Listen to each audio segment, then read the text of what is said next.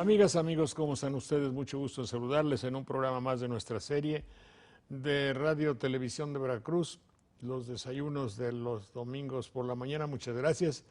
Ya saben ustedes que nuestro programa se transmite en RTV, Radio Televisión de Veracruz, y también en TV Más, no, Cable Más se llama, ¿verdad? Cable Más. Y tenemos la suerte de que unas otras estaciones como La Nueva República, notipoemas.com, también están transmitiendo nuestra emisión, así como en Estados Unidos Direct TV, en 3 horarios diferentes, cosa que agradecemos. Nuestro programa, desde luego, ha tenido, como ustedes si han seguido su curso, pues ha tenido siempre una especie de necedad, casi podría decir, de presentarles a ustedes estos temas relacionados con el lenguaje y particularmente en Sopa de Letras. Vamos a comenzar, antes de que lleguen nuestros compañeros habituales de nuestro programa, algo muy especial. Ya que nos ocupamos de nuestra manera particular de hablar, y la manera particular de hablar de los veracruzanos es muy significativa, y ustedes saben a qué me refiero, y particularmente del veracruzano viejo, donde se hablaba de una manera muy florida, digamos florida, muy chistosa, muy agradable, muy descriptiva. Hoy voy a tener el gusto de presentar al maestro Luis Fernando Lara, lingüista, investigador y académico mexicano, que colabora para el Centro de Estudios Lingüísticos y Literarios del Colegio de México. Es miembro del Comité Internacional Permanente de Lingüística de la UNESCO. Ha redactado y publicado más de 90 artículos de investigación y 30 trabajos de divulgación y una docena de libros. Él nos va a hablar sobre los trabajos tan arduos y tan difíciles que es hacer un diccionario. Pues, ¿qué es un diccionario? Bueno, es la recopilación de todo aquello, todas aquellas palabras que utilizamos para comunicarnos, y parecería ser pues una obviedad. Estamos muy comunicados, eso también habría que verlo. La comunicación en realidad nos comunica, las palabras nos sirven, las utilizamos bien.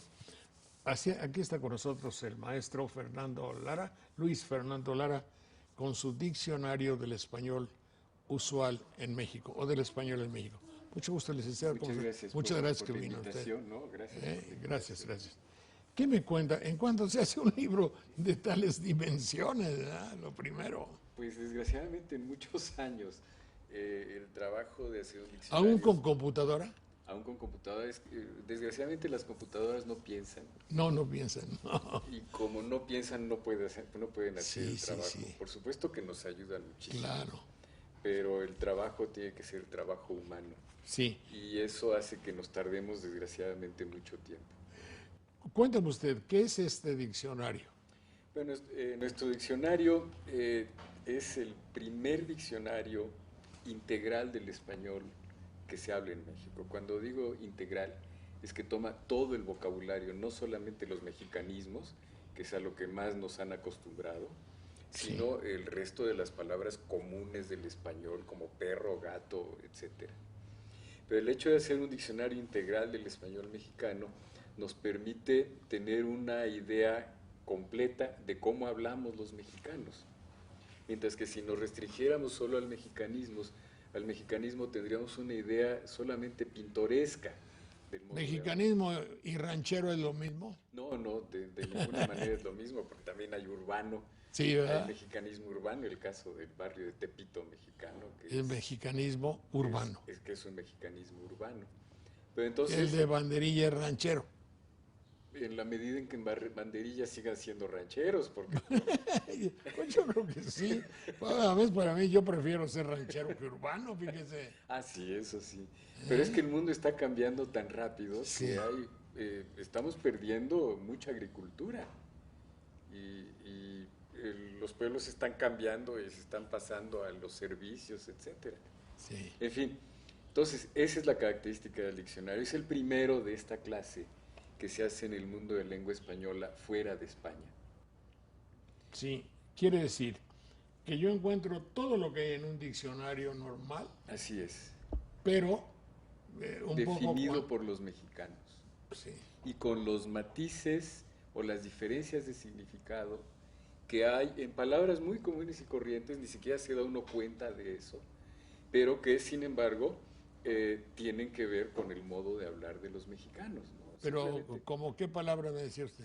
por ejemplo, si uno llega a un bar en Madrid, en la puerta del bar ve un letrero que dice tire.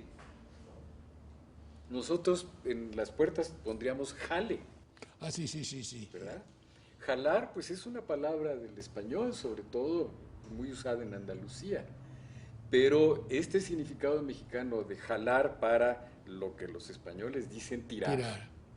establece una diferencia. O si vemos, por ejemplo, nuestra concepción de la soberanía, que es tan importante para México. Si uno lee el diccionario de la Academia Española, la soberanía es algo que corresponde al rey, al fin y al cabo es una monarquía. Sí. Mientras que para nosotros la soberanía es del pueblo. Esas pequeñas pero importantes diferencias son las que aparecen en nuestro diccionario. Y luego, por supuesto, pues mucho vocabulario coloquial. ¿Por qué pusieron ruta de evacuación en vez de salir o salida? Digo, eso Sí. puede ser un ejemplo, ¿no? Lo que pasa es que en ese lenguaje mexicano administrativo son muy barrocos. Son muy, iba yo a hablar con la terminología veracruzana, pero no quisieron complacer un poco la ideología norteamericana. En muchos casos son traducciones directas, Sí. ¿verdad? Pero de todas maneras, en el ámbito del lenguaje administrativo político mexicano, sí, desde hace mucho tiempo ha existido un deseo de un lenguaje elevado que se vuelve ridículo. Y eso lo vemos en presidentes de la República, en secretarios y en empleados de diferentes lugares, ¿no? Sí, Entonces, parece que les da miedo decirle al pan pan y al vino vino. sí. Eh, pero eso no nos caracteriza a todos los Que mexicanos. usted tiene que ir a aperturar una cuenta, Pues sí, o se ofertan tales se cosas, o ofertan los locutores de fútbol que recepcionan un balón, para la madre. ¿verdad?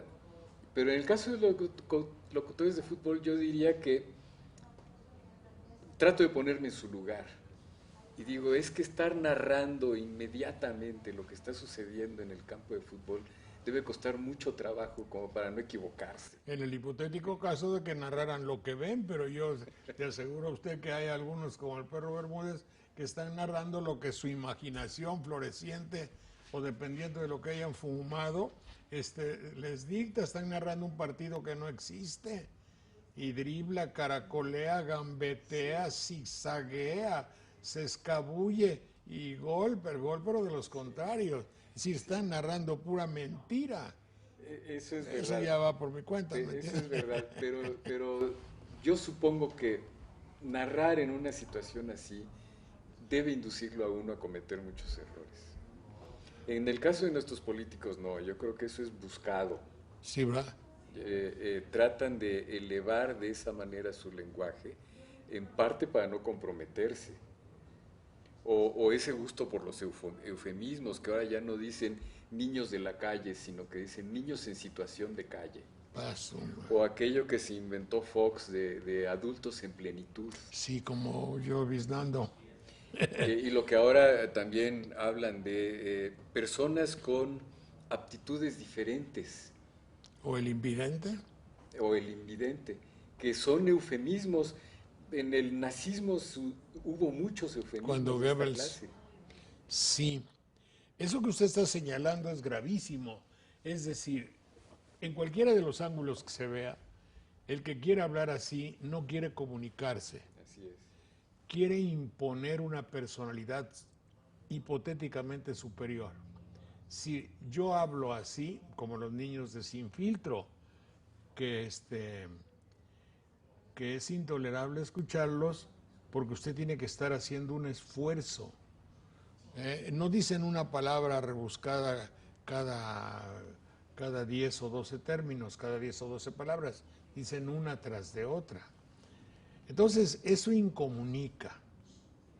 Eso hace, por eso nuestro programa ha buscado siempre la posibilidad de hablar con el lenguaje doméstico que todos utilizamos y se pueden decir todas las cosas. Claro, por supuesto.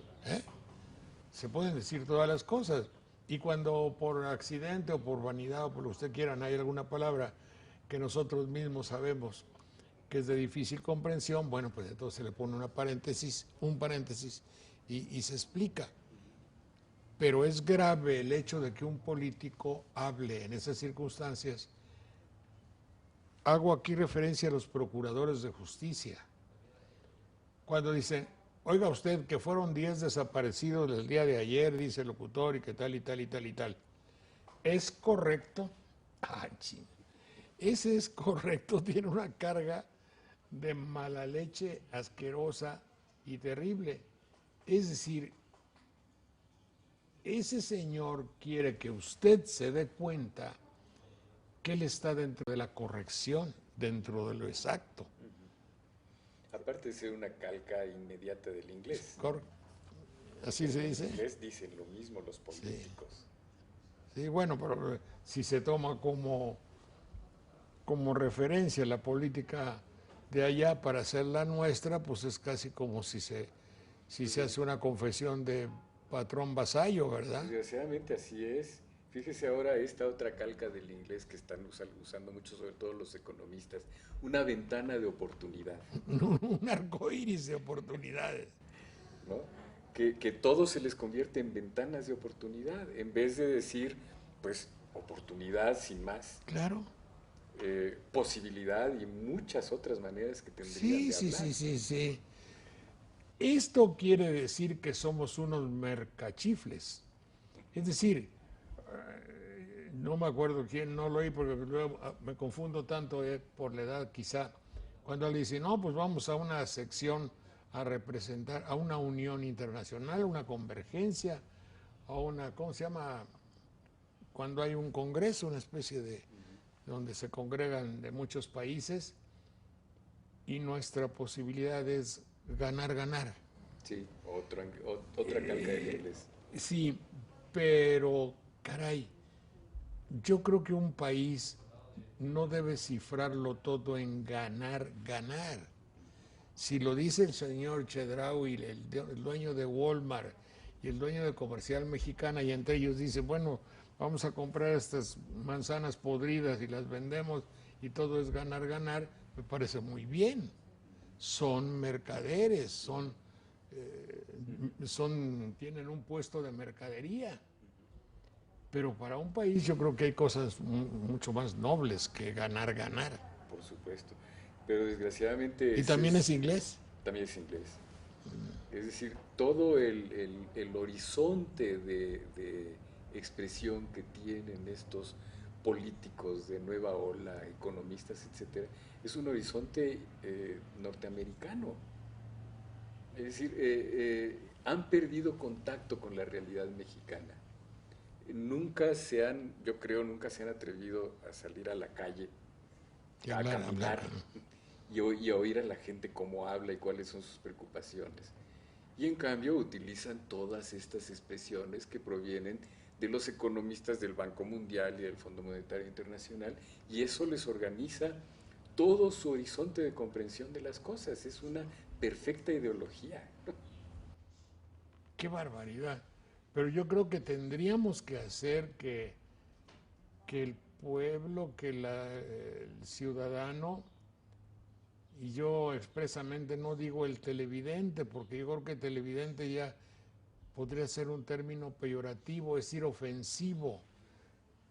Si ustedes consideran, nunca se deje que le llamen televidente.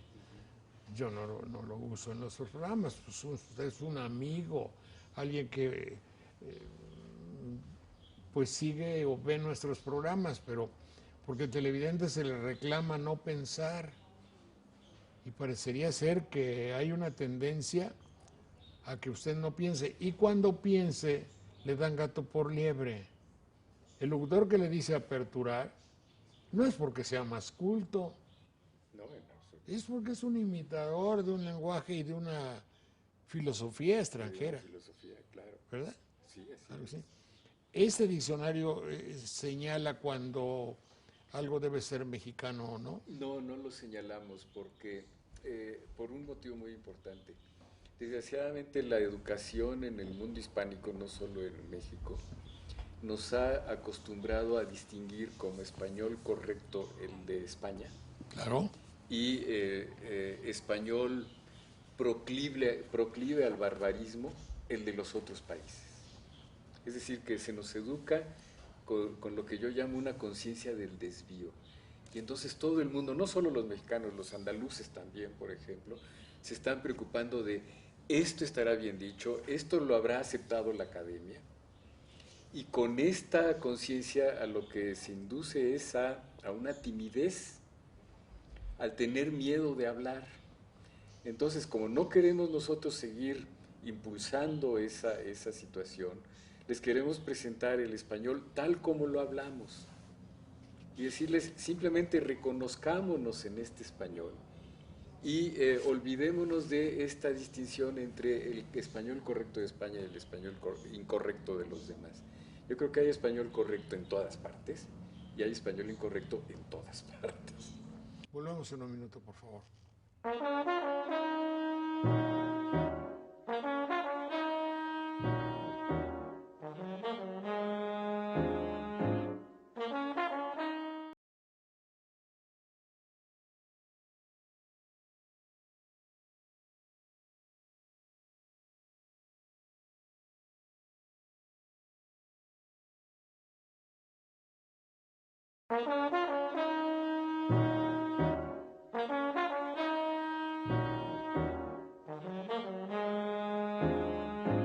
Ahora, hay de correcciones a incorrecciones. Sí, Me también es explicó, hay cierto. bellísimas incorrecciones. Cuando Tío Wenches me dice endenantes, pues yo no lo puedo porque tiene 90 años y es de un pueblo y aprendió a saludar. Y todavía cuando don Wenches vivía, todavía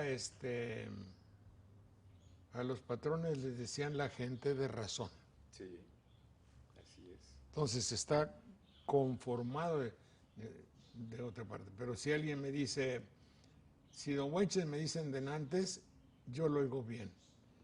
Si mi nieto me dice, o mi nieta, wow, me suena de la fregada. Pero fíjese, ahí está, el endenantes, pues tiene una larga historia, es una palabra que apareció en español hacia el siglo XII y en muchísimo campo mexicano se conserva. Pero claro, ¿Por qué habríamos de considerarlo incorrecto? si no, no puede ser incorrecto, No estamos puede de ser acuerdo. incorrecto, ¿no? Sí, sí.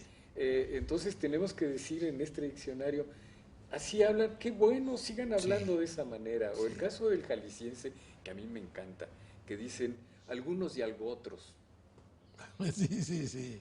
que me parece de una claridad. La lógica, desde luego. En otras maneras de hablar español no lo decimos, decimos algunos, otros. Pues no, los jaliscienses dicen algunos y algo otros. Y muchas veces cuando uno les dice, ah, qué bonito eso, sienten que nos estamos burlando de ellos porque es incorrecto. Sí. Y no, no puede ser incorrecto. Bueno, aquí en México hay dos entidades que piensan de una manera diferente e intraducible. Son los jaliscienses y los yucatecos. Ahora, a mí me decían de un yucateco, vengo a protestar porque presentó mi conjunto muy mal. ¿Cómo? Pues si yo dije los tres caminantes, ahí está mal. Somos el trío de los tres caminantes. Ah, pues Y así se llama, y así tiene usted que decirlo. Porque él no quedaba conforme si yo solamente decía trío. sí. Y los jaliscienses cuando me ofrecen, ¿va a querer sopa seca? Le digo, coño, pero si es sopa, no puede ser seca. Sopa seca de arroz. Claro, claro.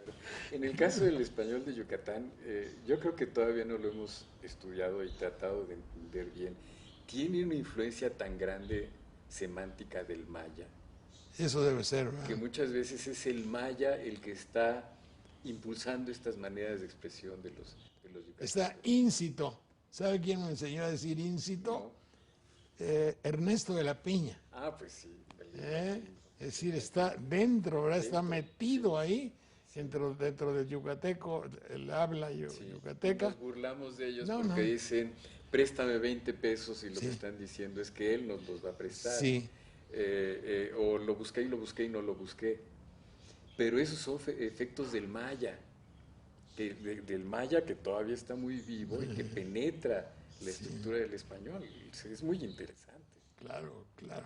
Bueno, y para que hayan inventado el cero, para que alguien haya pensado y en sus lucubraciones, pensamientos o lo que sea, diga, voy a inventar algo que no existe y a darle un valor, y luego que tenga razón además. Además, claro, claro.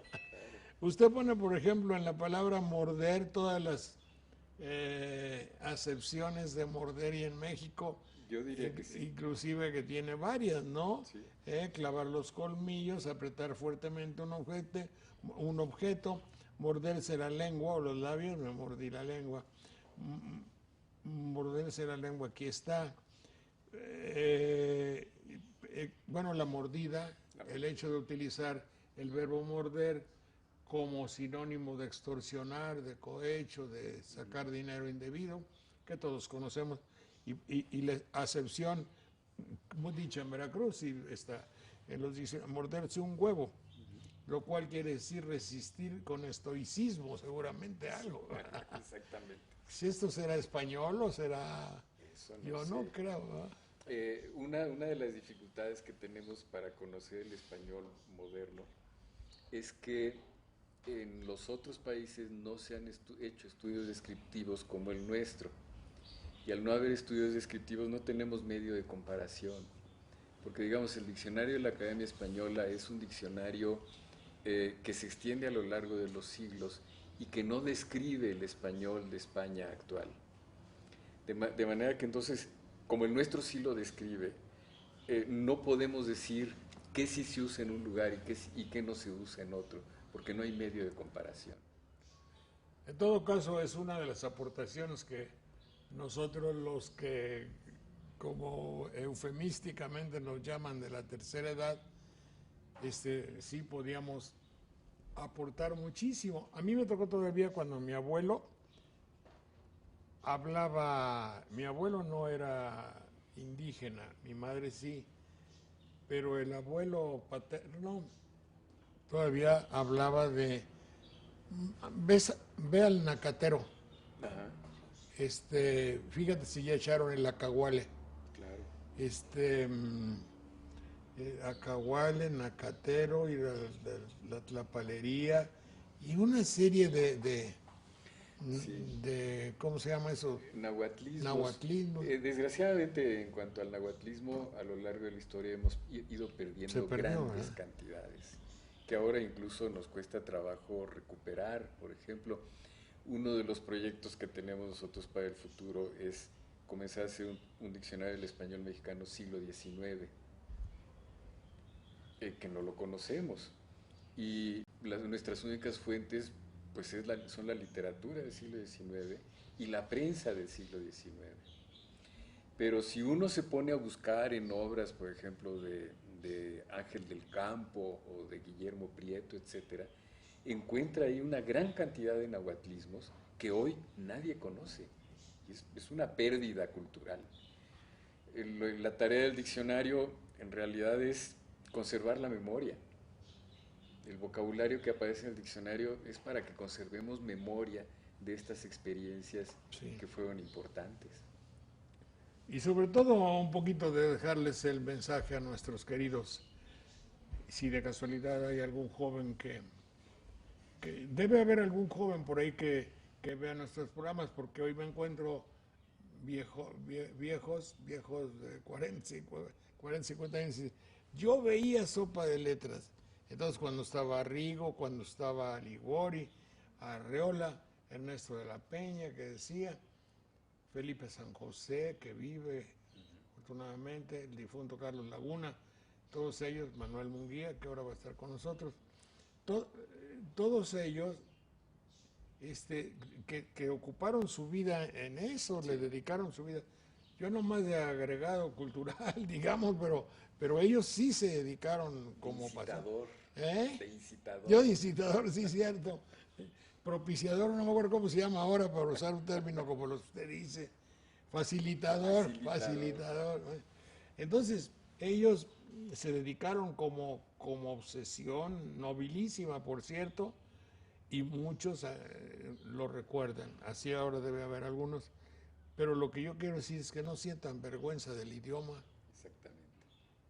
Y hay algunos que se quedan, por ejemplo, otro día la muchacha en el radio que dice, Enrique C. Repsamen. Oye, hermano, es que todo el mundo sabe que don Enrique C. Repsamen. Sí. Y así como que sienten un cierto orgullo de no saberlo para darle prioridad a una cultura extranjera que nos invade y nos quita nuestra manera de ser. Vamos a continuar con nuestro programa Sopa de Letras y se integran mis amigos de toda la vida allá en Veracruz. Ya saben ustedes que con las actuales posibilidades que da esta técnica extraordinaria, para algunos, para otros, pues es muy complicada de el internet y cosas así, pues yo los puedo entrevistar estando donde yo esté y ellos pueden responder donde ellos estén. Está allá con nosotros de izquierda a derecha Clemente Landa, maestro de la preparatoria. Maestro, ¿cómo te va? Muy bien, Jorge, gusto saludarte. Después está mi querido Manuel Munguía. Bueno, Manuel, mucho gusto saludarte. Hola, ¿Cómo te va? Jorge, buenos días. Con grandes méritos dentro de la lingüística y que va desde la lingüística hasta la canción, fíjate. Más ya no se puede, ¿eh? Que sea menos, que sea menos. Bueno, está mi queridísimo Armando Ortiz. Maestro, ¿cómo te va? Mucho gusto. ¿Qué tal, Jorge? Buenos días. Y está también Daniel Méndez Vivanco. Mi querido Daniel, mucho gusto. Don Jorge, mucho gusto en saludarlo. Bien, tengo mucho gusto en presentar a ustedes al doctor Luis Fernando Lara. El doctor Lara, saben ustedes que es del Colegio de México, que tiene grandes méritos dentro de la lingüística y la investigación, miembro del Comité Internacional Permanente de Lingüística de la UNESCO y, como lo habíamos hablado, Manuel, es uno de los, bueno, pues el director, supongo yo, o el facilitador, como decíamos, del diccionario del español usual en México, del español en México. Y nosotros, teniendo siempre esa preocupación, teniendo siempre de cabecera el diccionario de mexicanismos que ustedes conocen, lo quiero invitar. Pues le presento a mis amigos de Veracruz. Mucho gusto desde acá. Hola, doctor. Saludos, Bienvenido. doctor. Igualmente. Muy bien. Estábamos hablando un poco de ciertas palabras que tienen un significado muy especial en México y que en otros lugares no, como la palabra en una puerta en España dice tire usted o tire, y aquí pues hay que jalar, ¿verdad? Y cosas de esa naturaleza. Y todo eso lo consigna este diccionario. ¿Quiere usted definir el diccionario para que ellos lo vayan conociendo? Sí, ¿cómo no? Bueno, es un diccionario de la manera de hablar español de los mexicanos. No es un diccionario de mexicanismos. Contiene todo el vocabulario que utilizamos en el español nacional, es decir, el español que nos permite comunicarnos a lo largo de todo el territorio mexicano. Es un diccionario que proviene de la investigación, todos los datos los obtuvimos nosotros. El diccionario es original, no le copia a nadie y presenta el vocabulario con una definición lo más cuidadosa posible y con muchos ejemplos del uso real. En pocas palabras, de eso trata nuestro diccionario. Usted me sugería alguna palabra que tiene varios significados. Examinamos hace ratito la palabra, el verbo morder, el significado que puede tener en México el morder, el dar una mordida y todo lo que conlleva, y las palabras de morder, y que tienen relación. Y usted sugería la palabra mero, ya mero llega, es el mero, mero. Pues no hay que que decir, porque el mero no significa, sino el mero mero. Es más, decimos ya merito en ocasiones, Ya merito, ya merito. infringiendo, según los puristas, la regla de no hacer diminutivos en ese tipo de palabras. Pero como la lengua se va construyendo, como el maestro ya seguramente lo comentaron, con la forma en que la usan los hablantes, hemos dicho tantito ahorita y ya merito también. No, yo iba a agregar el mero mero petatero. Claro, Sí. el mero mero petatero. Sobre el asunto de morder, Jorge, llama la atención que los mordelones se supone son los servidores públicos, en este caso agentes de tránsito, pero los que damos la mordida somos nosotros. Nosotros somos los mordidos. Los mordidos. Pero espérate, el mero mero petatero, se dice allá en tu rancho, Manuel. Se dice en muchas partes de México para hacer una rima jocosa con un derivado de petate, que es una estera muy nuestra y que se incorporó el petatero ahí precisamente para hacer alusión a la mexicanidad de esa expresión. Hay quienes han hecho incluso otro juego y dicen el mero mero maromero. Maromero. Claro, es que eso es lo muy interesante del habla popular mexicana, que tenemos un gusto por el juego que hace que todo el mundo o haga combinaciones de palabras que en realidad no tendrían sentido, pero que suenan bien, o haga combinaciones como mero y petatero, en donde lo que interesa es la terminación, como dijo Claro, nada más. la Manuel. rima, ¿no? Sí. También si me permite asociar lo que está diciendo atinadamente su distinguido invitado, don Jorge, es que estoy recordando en la región de Huatusco, Veracruz, de donde yo provengo, ahí han asociado la expresión de espantar con el petate del muerto a el mero petatero. Es una especie como de sarcasmo e ironía ante la actitud de una persona que puede enorgullecerse de algo que no vale la pena. Está bien, que se lo come a puños. Exactamente, sí. Sí, espérate tantito. Lo que pasa es que a lo mejor puede ser, y yo encontré una que se les voy a platicar que puede ser. Ese puede ser que en un pueblo hay varios que se dedican a hacer petates, pero uno es el que los hace mejor. Ese es el mero mero. Ah, es posible. Es claro. muy posible. Sí, cuando vas, por ejemplo, a Paracho y buscas una guitarra, no en cualquier taller te recomiendan que la compres. Te dicen, ve con don fulano, que ese es el mero, mero petatero. Y si vas a Tancoco acá a buscar sombreros, también te dicen, ve con doña fulanita, que ella es la mera, mera petatera de los sombreros. Aunque Por no hagan eso, petates. pero todo se originó en un señor que hacía petates en banderilla, hombre. Sí. Puede haber sido. Oye, ¿no? si el habla popular creó hasta un santo, San Quilmas, el petatero. Ah, era San Quilmas. Sí, ¿Y eso por qué San Quilmas? Porque San Quilmas no está en ¿cómo se llama? En el repertorio de santos. En el martirologio no está. No está. No. También se le llamaba petatero No. a una Aquí arcería. no es que estén bien ni están mal. Cuando llegó un ranchero de Guadalajara, se quería quedar en la casa. Y nosotros no queríamos, digo, vete a un hotel.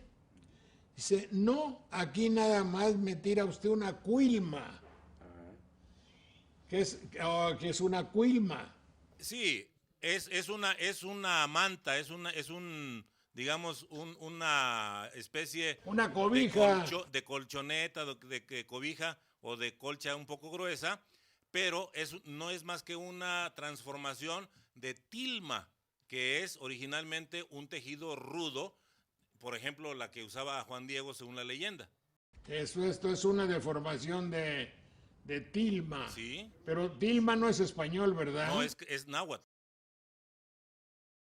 Yo no estoy seguro de que Wilma sea una deformación de tilma, eso habría que verificarlo. Muy bien.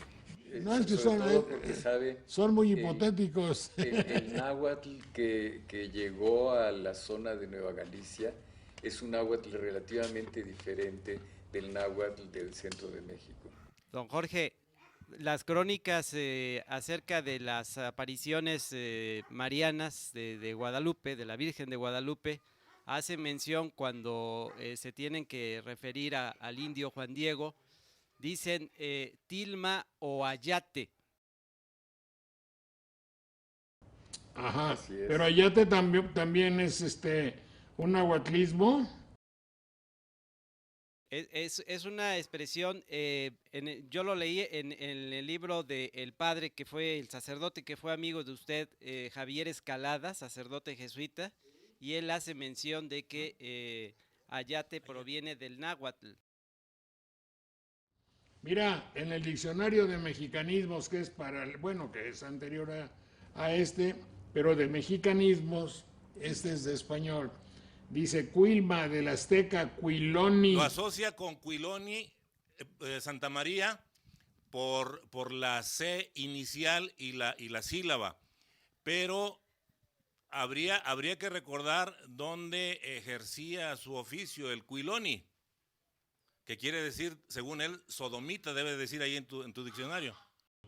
Sí, lo mismo en algunos lugares de Centroamérica como Costa Rica. Cuilmas del azteca Cuiloni, que es persona floja, afeminada o para poco, usado de ordinario en la frase ser un cuilmas. Total, es la palabra que se usa para homosexual, ¿no? Sí, sí.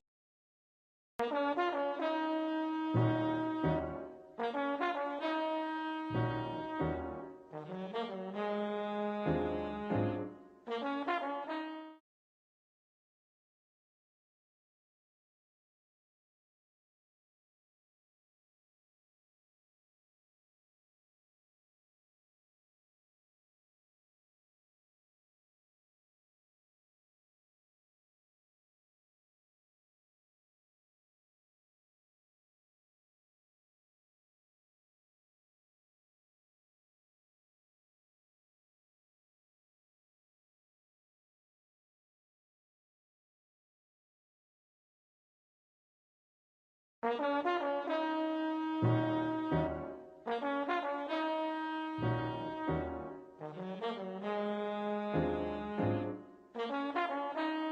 bien. Entonces, bueno, seguimos en lo de mero. El mero no es un pescado.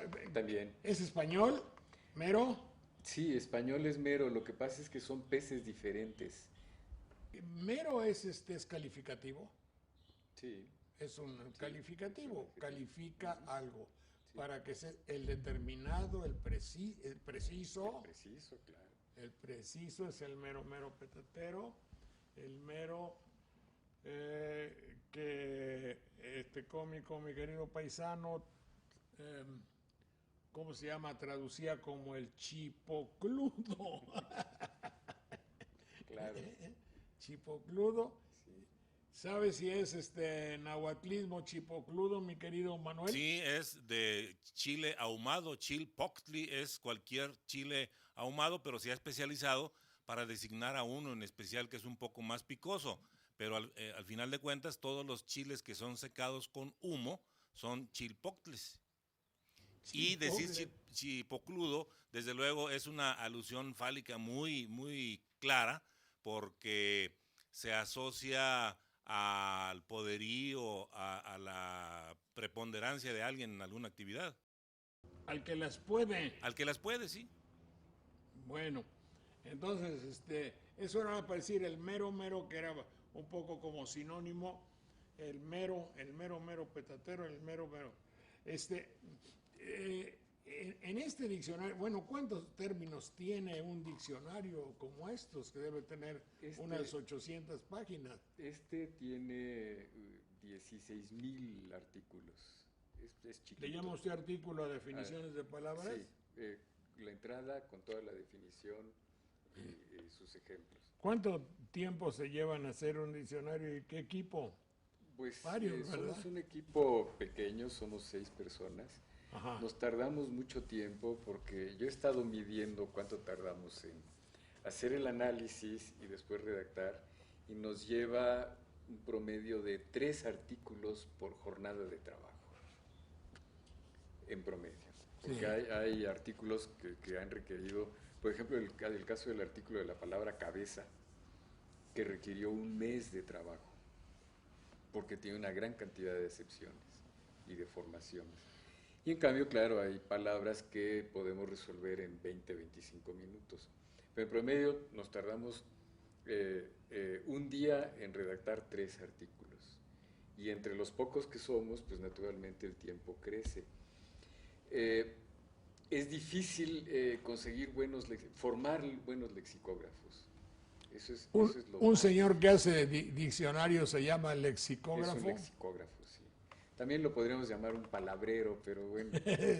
Suena bonito. Suena bonito. Es un lexicógrafo, pero es difícil formarlos.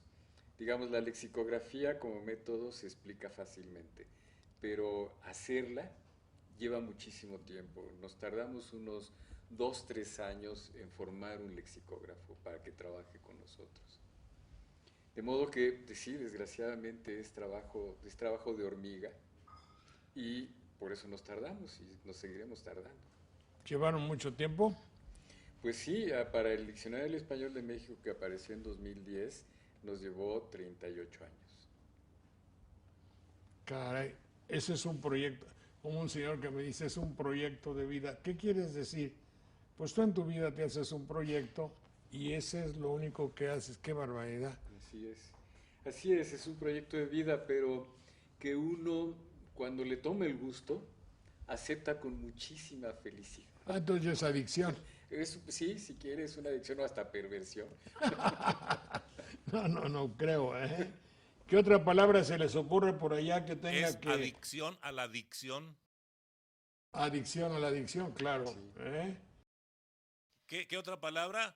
Por ejemplo, gato, que estábamos viendo aquí la palabra, y como mencionaba también el doctor, es una palabra que tiene una gran cantidad de usos en el habla mexicana, en el habla de todos los días. Aquí hablaban, por ejemplo, de estar con un ojo al gato y otro al garabato. Háblale, échale un grito al gato, que también tiene una interpretación como del sirviente, el que te ayuda, el que te apoya a hacer las cosas diarias. Y me llama la atención, don Jorge, que en este diccionario, al menos en la edición que estamos revisando, para la palabra ñ, la letra ñ, no tienen palabras. Eso también demuestra que ellos hicieron un gran trabajo de investigación y no encontraron quizá una palabra propiamente mexicana que empezara con esa palabra, con esa letra. No es que no hayamos encontrado una palabra propiamente mexicana, es que como este diccionario está hecho a partir de una medida del uso de las palabras, que es decir, tenemos una base cuantitativa, no encontramos palabras que tuvieran, para el diccionario del español usual, que tuvieran más de 10 registros. Porque es claro que las hay en español, son pocas, ñandú, ñame, etcétera. Ñañara. Pero tienen registros. Ñañaras. Ñañaras, tienen registros muy bajos. Ahora, muchas de estas palabras con ñ ya aparecen en el Diccionario del Español de México porque es más amplio y allí incluimos palabras que tuvieran por lo menos 3 registros en nuestro No, aquí sí hay ñ. Ah, pues sí, pero es solamente la letra ñ y... Ñapañero. Ñero, ¿cómo no, compañero? Sí, ñero. Es una aféresis de compañero. así No es. jodas. Y ñoño. Es otro. Pero si hay ñoño, desde luego. Sí. Como teníamos que hacer un diccionario original, no podíamos partir de nuestros propios conocimientos de la lengua, que son siempre conocimientos limitados. De modo que hicimos una enorme recolección de materiales, 2 millones de apariciones de palabras. Las procesamos con una computadora y hicimos un estudio cuantitativo del número de veces que aparecen en todo el país. Y de acuerdo con eso, elaboramos lo que llamamos la nomenclatura de todo el diccionario.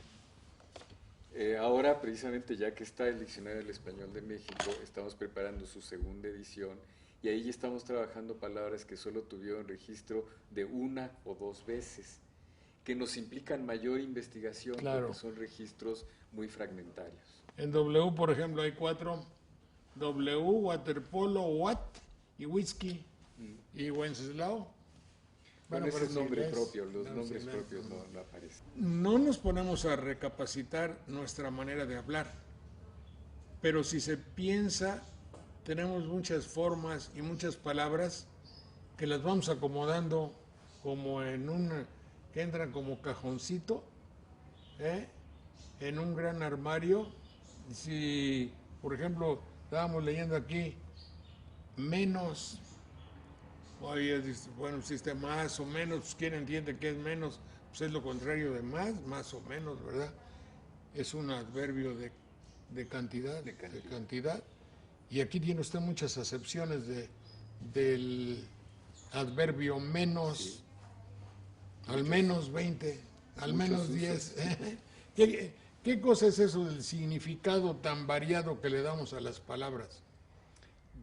Bueno, yo creo que es la propiedad más clara de las lenguas humanas, que mediante un conjunto limitado de palabras, por medio de procesos metafóricos, les vamos cambiando el significado.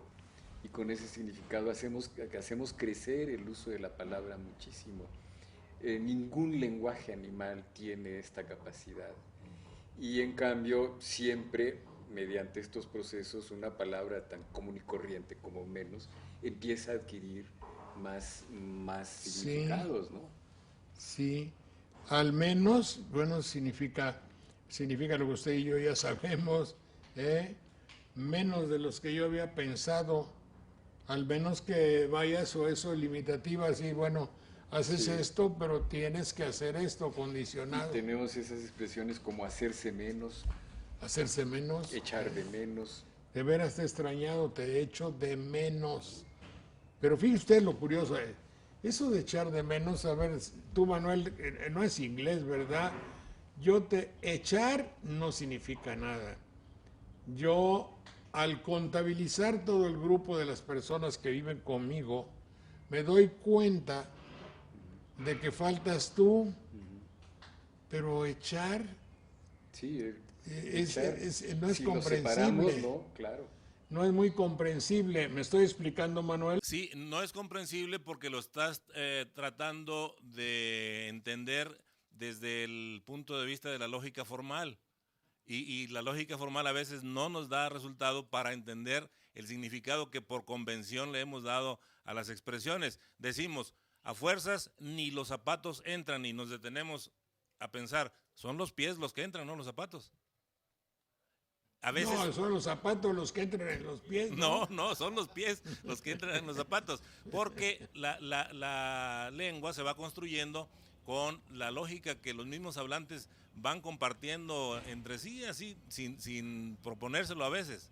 Pero, don Jorge, también tiene que ver mucho, y lo decía el doctor que está de invitado allá en México, y lo decía muy bien, que tiene que ver mucho la combinación que se haga de las palabras. Yo recordé hace un momento cuando usted mencionaba la palabra echar, recordé una de las traducciones antiguas al castellano, al español, de un evangelio, de uno de los evangelistas canónicos, cuando hace mención en aquel pasaje de Jesucristo que los apóstoles, los discípulos le increpan, le están diciendo que la pesca es muy baja, que no hay, y que por qué insiste él en que se coloquen las redes. Y entonces la traducción al castellano de esa parte del evangelio, palabras atribuidas a Jesucristo, dice: echad las redes a la derecha y hallaréis. Entonces en esa traducción viene un asterisco con una explicación de que al combinarlo con las palabras, con más palabras, se tiene que dar una especie de precisión, lo cual enriquece la idea que se quiere dar. Pues sí, pero ahí no tiene ninguna implicación lingüística, ¿o sí? La implicación lingüística es que en ese asterisco de la traducción al castellano decía que si hacemos esa combinación de palabras, en este caso con la de echar, nos enriquecería en el sentido que se le quiere dar de lo que se está escribiendo. Pero Jorge, en el uso del lenguaje también tiene que ver nuestro pudor o nuestra vergüenza. Y te lo digo porque las traducciones que hacen los españoles de las obras en inglés, utilizan la palabra coger con mucha frecuencia y con mucha libertad. Nosotros cuando escribimos tenemos mucho cuidado, mucha cautela para utilizar la palabra coger y muchas veces la sustituimos por la palabra tomar, agarrar, digamos, pero ellos no. Y yo veo en el diccionario del Colegio de México que hay 17 acepciones para la palabra coger, entre ellas sorprender. Cuando alguien lo coges haciendo algo, lo estás sorprendiendo, realizando tal vez una actividad que no quería que se descubriera. Me cogió la lluvia. Me cogió infraganti, ¿no? Nah. Como todos los diputados que están borrachos y que les caen infraganti. Los cogimos Mi querido infraganti. Eliud, perdón, ver. Robert, si no se nos pasa. Mi querido Eliud, maestro, Ave Domine. traduce infraganti. Mira, voy a hacer algún comentario pequeño sobre el más o menos. En latín podemos pasarlo a mediocriter, y eso sí está tremendo, ¿no? O también, ya un poquito menos fuerte, sería plus minus b, porque echar de menos, pues yo cuando aquí en Jalapa era pequeño, yo le echaba la comida a los marranos, hasta ahí nada más me acuerdo. Pero ya después ya echar de menos y los demás, no, aquí le mandas memorias, en fin, había otros términos que ya se me olvidaron. Sí, pero debe ser del español doméstico de algún lugar. Echar las cartas, echar a Sí, vistas, en echar las cartas, echar las redes, es esa acción de hacer que se separe del cuerpo de uno algo. Sí, Claro, y en ese claro. caso el Siempre pensamiento. es la base del ¿Cómo? Y en ese caso el pensamiento, porque echar en el sentido de jactum y todas las que derivan de ahí, tiene relación con, como dice bien el maestro, alejar del cuerpo algo, es decir, arrojarlo. Y por lo tanto el pensamiento lo echas a volar, como se suele decir, Echar a volar. un poco metafóricamente, y al echar a volar el pensamiento, tienes la certeza de que ahí falta algo, por eso dices, te echo de menos. Claro. A ver, infraganti, ¿qué quería decir? Pues infraganti viene de flama en latín, y es aquello que es muy, muy visible. Entonces, coger a alguien infraganti es sorprenderlo en la ejecución de alguna conducta. Bueno, entonces ya está. Hay una cosa que dice la gente de por allá de mi rancho. Ándale, vámonos, no te dilates. Así es. ¿Eh? Sí, ¿Qué ve usted en ese dilatar que tiene significados diferentes y que aquí Ese- sería no te tardes? Tengo la impresión de que también es muy característico de México, que no se dice en otra parte. No, ¿verdad? Y llama la atención porque parece querer decir como que no te dilates, es no hagas que el tiempo que vas a tardar se amplíe, se ensanche. Sí.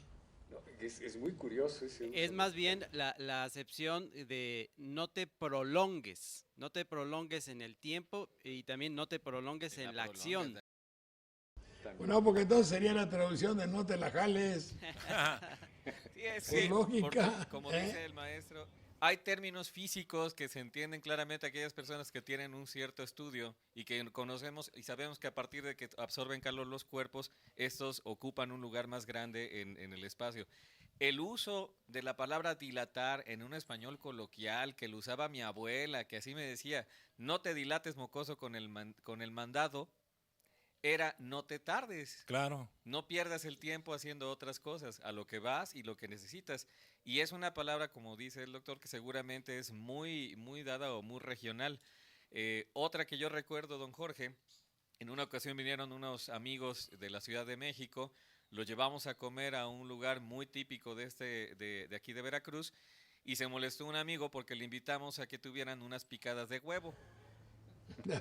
Entonces, Sí, sí. ya le tuvimos que explicar que es la manera regional de llamarle también a cierto platillo hecho con masa, que me parece que allá en el Distrito Federal le llaman sopes. Sopes.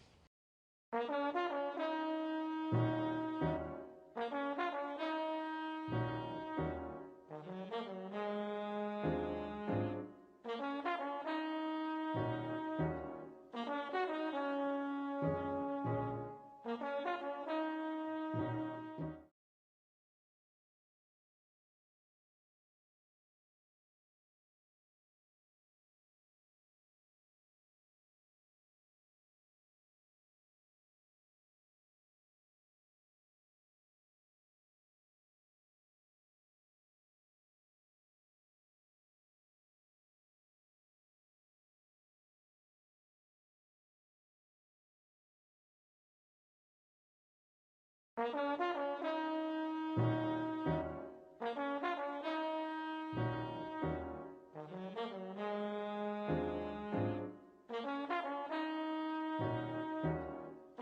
propósito de eso, yo vi particularmente donde hubo un desaguisado o una alteración fuerte cuando llegó una joven argentina y los dueños de la casa le dijeron, siéntese usted en la cabecera.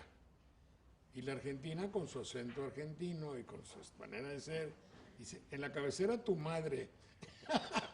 En la cabecera tu madre, y para ella significaba que en la cabecera se sentara tu madre, se sentara Claro, la mamá del claro, señor. Claro. Pero para los del grupo fue así un silencio total y terrible. Y hubo que explicarle el significado. ¿Qué significado es, doctor? Pues nada, ¿verdad? No, pues lo que pasa es que la combinación de cabecera y tu madre es lo que produjo ese efecto, ¿no? Sí, claro.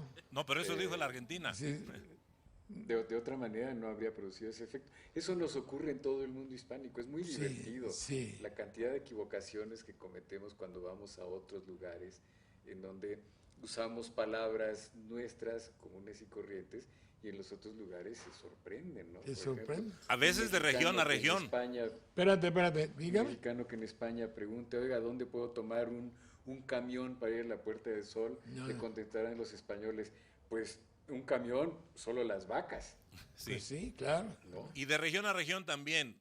Un jalisciense que viene acá a la costa del Golfo y pregunta que a cómo la panocha y está preguntando por el piloncillo, obviamente sorprende al vendedor o a la vendedora. Sí, por lo barato que está, ¿eh? Mi sobrina, por ejemplo, que acaba de ir a Costa Rica, Jorge, se asombró que la gente allá, cuando alguien tiene miedo, es temerosa para hacer subirse a una cuerda y colgarse en un ramping, la gente le dice, no seas pendeja. Y aquí Sí. tiene otra acepción y ella se asombraba mucho de que con tanta libertad dijeran esa palabra, incluso a las madres, a los familiares. Es que mi mamá es muy pendeja y no se quiere subir. Y decía, pero ¿por qué le dices así? Es que para ellos es temerosa. Sí. Don Jorge, pero la influencia cultural sobre las palabras, sobre los conceptos, es diversa, es compleja, es inimaginable. Me quedé pensando en la palabra cabecera, que también hace que muchas personas contesten o puedan contestar de manera agresiva cuando se les dice colócate en la cabecera, aquí en la cabecera, y no les agrada porque hay también una connotación de tipo fetichista o parapsicológico, porque contestan inmediatamente, no, en la cabecera no, porque es ave de mal agüero, porque es mala suerte. Sí, todo tiene que ver, pero en fin. Entonces ese diccionario se fija en esas características. El español, cómo se interpreta, casi es una interpretación. Sí, en realidad todos los diccionarios son interpretaciones. Sí. No puede haber un Pero hay uno diccionario de, definitivo. por ejemplo, ¿cómo se llaman estos? ¿De dónde viene la palabra de una palabra que está compuesta de dos términos, como demos, pueblo, y kratos, poder? Esa es de etimologías, ¿no? Etimología. Sí, nuestro diccionario no tiene etimologías. Y no tiene etimologías por dos motivos. Primero, no tenemos etimólogos en México, etimólogos profesionales. Y hacer etimología es un trabajo enormemente detallado y complicado. Y segundo, entonces nos veríamos en la necesidad de hacer etimología de nuestras lenguas indígenas que ofrecen vocabulario al español. Sí. Y si no tenemos buenos etimólogos del español, menos los tenemos de nuestras lenguas indígenas. Así que sería un riesgo altísimo para nosotros comprometernos con dar etimología y equivocarnos. Claro. ¿Qué piensas, Manuel? Sí, es que el trabajo de por sí es arduo para elaborar un diccionario, aunque sea básico, que de básico la verdad es que es una gran obra, pero agregarle el detalle de hacerlo etimológico entretiene además y tiene esos problemas de la dificultad para unificar a veces criterios y para terminar el trabajo incluso.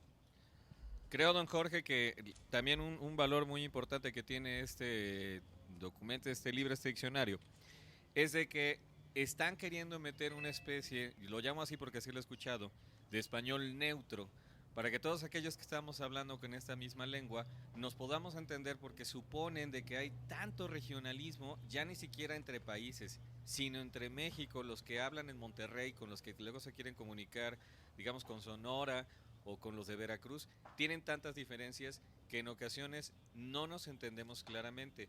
Yo he visto, sobre todo en el cine, cuando usted pone el DVD y pone las opciones de español, tienen una parte que dice español mexicano, español argentino y una parte que se llama español neutro.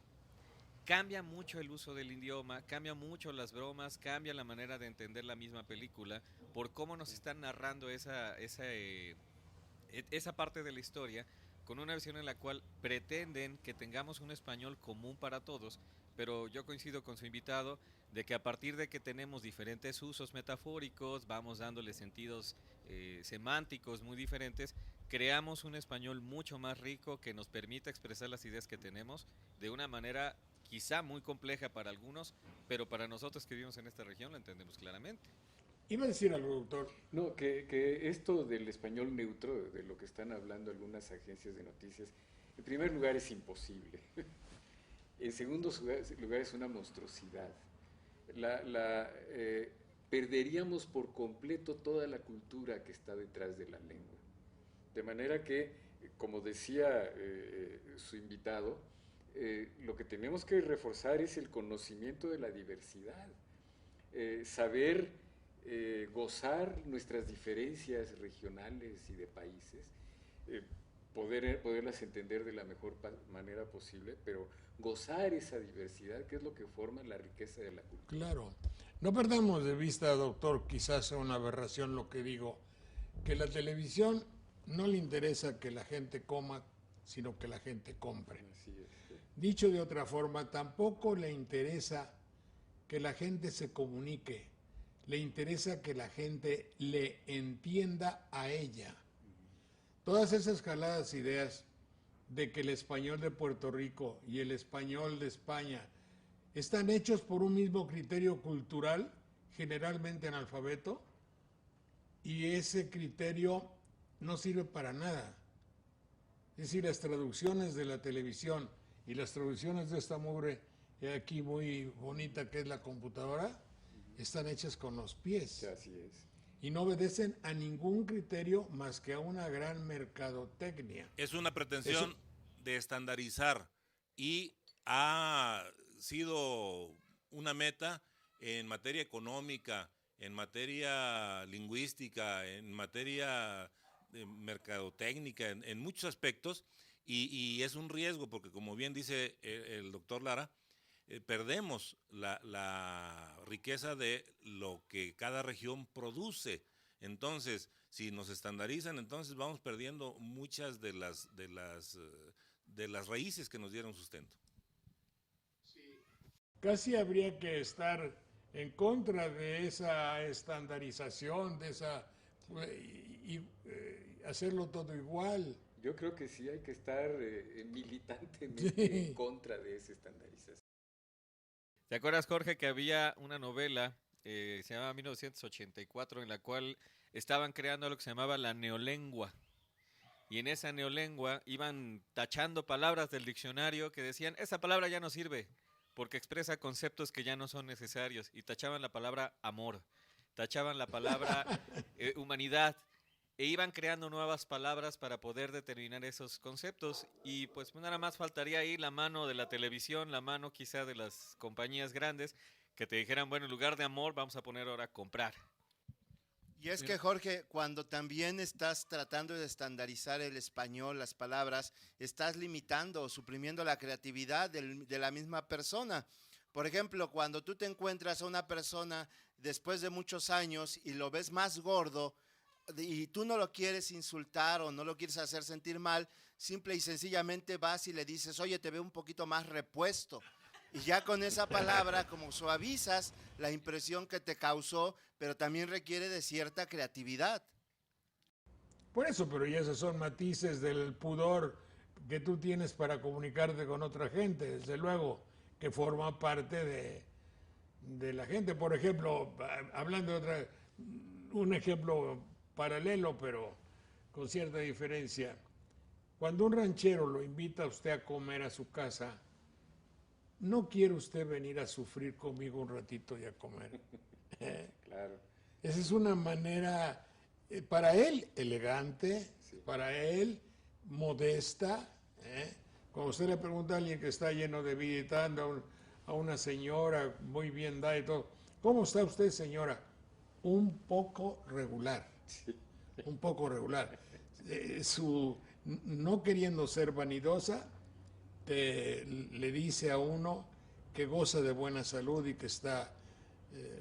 pues sí, es que eso en particular, la cantidad de matices que tiene la cortesía mexicana es hermoso. Algo que también la particulariza en relación con otros países de lengua española. Yo solamente de los que conozco, compiten con nosotros en cortesía los colombianos. Sí, ¿verdad? Yo creo, don Jorge, que cuando el doctor investigador del Colegio de México hace énfasis en respetar la diversidad cultural por medio de las lenguas, me parece algo sumamente interesante y quiero traer en estos momentos a la mesa algo que bien vale la pena recordar del programa de Sopa de Letras de México que usted dirigía, don Jorge, y precisamente me estoy refiriendo y quiero recordar al maestro Felipe San José, que era el encargado de estar explicando cuando el público le llamaba a don Jorge y usted leía las preguntas del público. El maestro Felipe San José tenía fuertemente a su cargo la intervención para explicar toda esa diversidad de significados, de acepciones que se daban en el habla, en el vocabulario popular de nuestro país, a través de sus diversas regiones, a través de su influencia cultural tan complicada, tan compleja, pero tan rica a la vez. Sí, y él, como había, yo no sé, yo creo que tenía ascendencia española, pues explicaba muy bien todo lo que venía de España y con su formación religiosa, pues se complementa. Vive en Aguascalientes. En Aguascalientes, ¿verdad? No sé si usted lo frecuenta. Frecuentarlo no, pero de vez en cuando sí nos comunicamos, está en la universidad. Sí, sí. Y sí, nos carteamos por correo electrónico. A mí me da es uno de los grandes componentes de la antigua Sopa de Letras y me daba mucha pena cuando en Sopa de Letras lo llamaron para enriquezca su vocabulario del Real Ardillas, no me acuerdo cómo se llama la revista. Y luego cuando me pregunté, ¿cómo va lo de enriquezca su vocabulario? Y dice, no, ya me jubilé. Caray, ¿cómo pasa el tiempo? Y estando en el programa, comenzó un proyecto y luego se jubiló y ya está allá y lo he visto con mucho gusto y agrado, como siempre. Esto de las palabras tiene su encanto. ¿Y qué les da? Déjeme decirle algo de nuestra tierra que tiene esa cortesía que usted llama. Es una cortesía que se manifiesta siempre, aunque lamentablemente lleva implícita un poderoso y alguien que no tiene poder. Es como un lenguaje del vasallo y el que tiene posibilidad de algo. Pero no en todos los casos, ¿no? No en todos los casos, pero imagine usted que en nuestros pueblos, en nuestras rancherías, están hechas con personas de guaraches o de chanclas generalmente, ¿no? Los botines de Naulingo ya es un lujo, ¿verdad, mi querido Manuel? Sí. Entonces la gente habla con el respeto de ese sometimiento que aprendimos durante tanto tiempo, aunque en realidad no tiene por qué. Pues sí, además en el fondo está también la cortesía náhuatl, que era una cortesía muy profunda, que también allí hubo relaciones de sometimiento sin duda, pero yo más bien trato de interpretar todos estos matices de la cortesía mexicana como un quizás excesivo respeto a la otra persona. Y luego ya se empieza a disminuir la distancia y empiezan a cambiar las características de la cortesía. A mí me parece admirable. Es admirable. Ahora, quién sabe si lo que yo quiera decir, primero no debo generalizar, es cierto. No es lo mismo cómo le habla a usted un jardinero de esencia totonaco como todos nosotros, o un ranchero rico de la costa. No, claro. Sí, no es lo mismo. Entonces, quizá en muchas, no siempre, ese respeto esté acentuado por la posición económica Sí, y el sin dinero. duda. Incluso por la edad, don Jorge, no es lo mismo hablarle a un niño que hablarle a una persona mayor. Y eso es agresivo, como dice su invitado, con las fórmulas de cortesía. Eh, yo tengo contacto a veces con mucha gente que viene de otros países, sobre todo Estados Unidos, estudiantes, y les cuesta mucho trabajo entender el hablar de tú y el hablar de usted. No tienen ellos esa diferencia tan grande o tan marcada. En Estados Unidos hablar de tú es una manera pues muy coloquial entre ellos, es hasta algo permisivo para cuando estás trabajando o cuando estás conociéndote en una empresa. Y cuando llegan a este país y empiezan a conocer a otras familias, a gente mayor, no entienden por qué en ocasiones se molesta a la gente mayor que le hables de tú. Incluso también cuando llega uno a la tienda, a mí me molesta mucho que me hablen de tú, estas personas que no conozco, que me quieren vender algo y que me tratan con un nivel de familiaridad que no tienen a veces ni mis familiares más cercanos. Cuando es en la tienda Ay tú. y es de tú, y es con terminología encajonada en dichos y derechos, y dichos que comienzan siempre por déjeme le comento. ¿Eh? Es para decir, para significar la superioridad que tienen para poder cerrar la venta. Es a la inversa del reverencial que aludía el maestro. Ahí, Es a la inversa, no es lo mismo. sí, No, no es lo mismo. ahí es al contrario. Sí, sí, sí. Es que yo creo que eso también es una calca de los Estados Unidos. Como en los Estados Unidos no hay diferencia entre tú y usted, en inglés no hay diferencia. No hay diferencia. Resulta que lo calcan aquí como técnica de mercado y creen que de esa manera producen una familiaridad con sus clientes. Cuando que producen todo lo contrario, lo que producen es alejamiento. Animadversión. Y por eso muchas veces respondemos cuando nos presentaron, ¿verdad? O todas estas formas que tenemos, o ¿a poco dormimos juntos? Para poder poner distancia. Hay quienes les contestan con cierta ironía, dice, tú, ni la difunta. Pues sí. ¿Quién es la difunta? Pues es como decir, quedé viudo, pero ni siquiera ella me tuteaba. Claro, claro, claro. No, son imbecilidades que se usan como técnica televisiva para dominar mejor a un pueblo. Esa es una idea.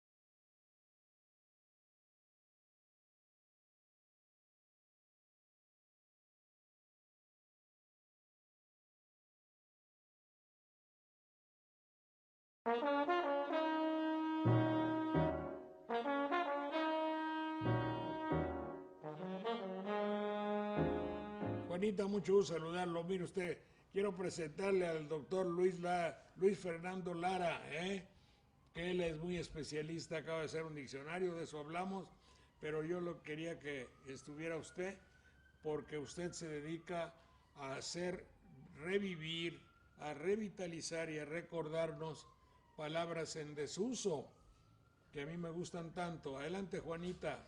Tenemos algunas palabras que ya son de poco uso, por ejemplo, apear. Apear, permita. También que cae en el reflexivo o se puede apearse.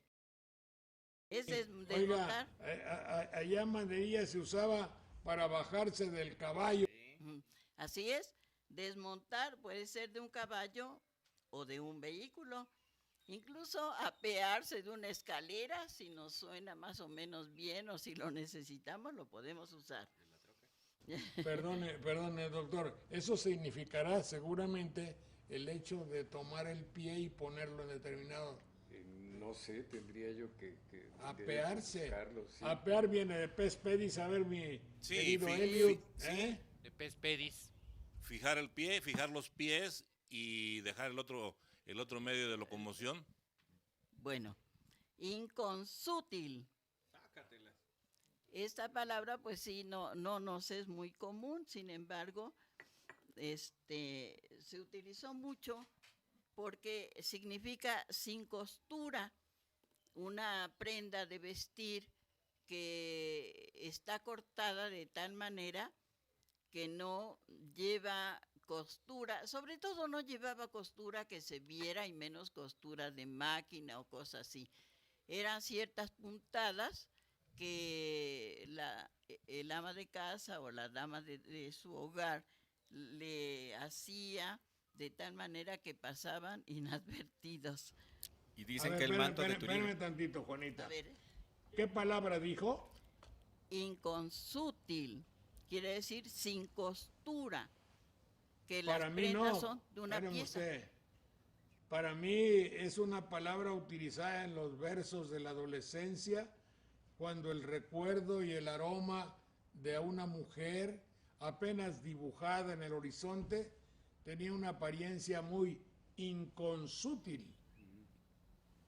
¿Tú, ¿Quién Manuel, sabe oíste ahí lo que con qué dije? sentido era?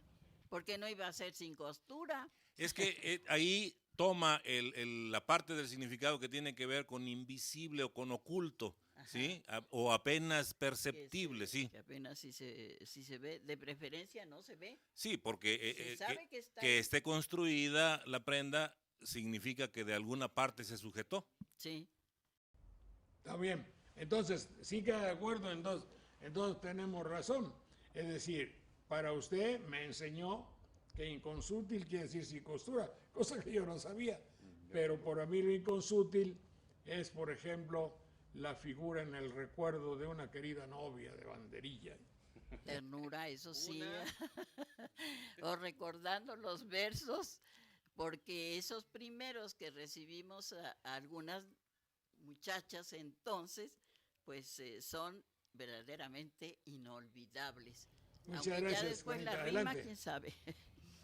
Bueno, apelmazar es compactar una cosa o hacerla más consistente, apretada. También se le llama a veces, y ya en un sentido más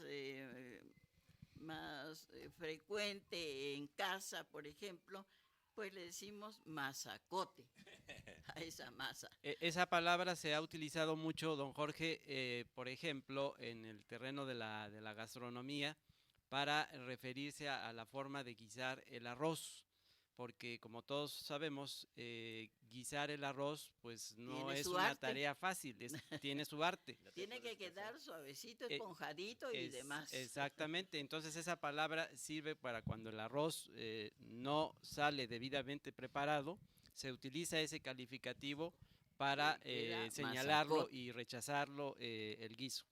Bueno, Oye, ¿usted ha oído de alguien que es un pelma? Sí, cómo no. Pelmazo. Pelma y pelmazo. ¿Te acuerdas de la palabra pelma? Sí, es griego, es pegma, pegmatos, lo que está congelado o coagulado o amontonado, hecho endurecido. Adelante. bueno, tenemos morlaco. Es Morlaco. argentinismo. Morlaco, pues entre nosotros es un sustantivo que significa moneda, peso. Tiene muchos morlacos. Bueno, Es rico. Mortificar. Mortificar, pues, es afligir, inquietar, avergonzar. Mortifican las penas de la familia. Uno se siente mortificado, uno se siente triste o porque no puede proceder para que desaparezcan esas inquietudes o esas cosas. a ver, Juanita, un momentito. A ver, Yo mortificaba mucho a mi mamá, pero mortificar en el sentido de cómo estás dando lata, cómo estás dando Guerra. cómo me mortificas. pues sí, Que si- porque el niño, mortificar es hacer la muerte, Manuel. Sí, deriva de muerte, sí. Mortifacere. Sí, exacto. A ver, Elio, de ahí confirma, pues ahí está el latinista. Así es. Mors mortis y facio facis facere feci factum. De ahí viene. Es decir, muerte y hacer. Tiene también una connotación religiosa, se asocia con el aflicción. alma. Cuando una persona en ejercicios espirituales se lleva a cabo eso por una aflicción, es como puede sublimarse. Entonces tiene una connotación religiosa. Así es, y muchas personas, como dice el compañero, no tan solo no se sienten mortificados, buscan eso para quizá agradar a Dios. Creo que esa es la idea. Ah, pues se golpean, hay que Sí. mortificarse, decir, me voy a golpear, Sí, hacer penitencia en general. hacer penitencia y mortificarse. ¿eh? Y aquellos silicios, o no sé cómo se le llamaban, que tenían en la punta un clavito punzante. o algo así, y con eso se golpeaban la espalda. Verdaderamente era una dedicado a la divinidad para que, como quien dice, pedir perdón. Está bien, adelante, ¿tiene usted otra? Sí, mortificar es afligir, inquietar, avergonzar. Mortifican las penas de la familia. Y también mortifica equivocarse en público. Se siente uno mal. No a todos. Quisiera uno huir. Pecunia. Pecunia es moneda. Pecuniario, que tiene que ver también con el dinero. Bienes son el peculio o el dinero que cada quien tiene. Eso es a ver, Elio, tú que eres latinista, Sí, es pecunia, pecunie, de la primera declinación, significa dinero. Y desde un poco más atrás, pecor pecoris, Ganado. que son los animales que pezuña. domesticamos para hacer ganado, y por lo tanto de ahí capital, porque cuántas cabezas tenías de los animales, y después ya se extiende el significado hasta riqueza monetaria. el pecus, Riquezas. pecus ganado, ¿verdad? Sí. Pecus pecoris. Sí. Bueno, Bueno, adelante. limbo. Limbo es un lugar donde iban las almas de los niños sin bautizo. Bueno, ya se supone que ya este lugar ya no existe. De alguna manera fue desapareciendo. Por decreto. Por decreto. Sí. Limbo quedó solo para el halo de los astros, para la parte plana de las hojas y para los distraídos, porque a ellos se les adjudica el estar en el limbo. Y para el baile. Sí, pero hablamos de el limbo. Esas fueron, don Jorge. Gracias, señora, muy amable. En esta sección especial de nuestro programa, hemos querido, a sugerencia de mis compañeros mismos, enterarnos un poquito, tratar de pensar e invitarles a ustedes a que lo hagan con nosotros acerca de ese nuevo lenguaje que hay respecto a la economía.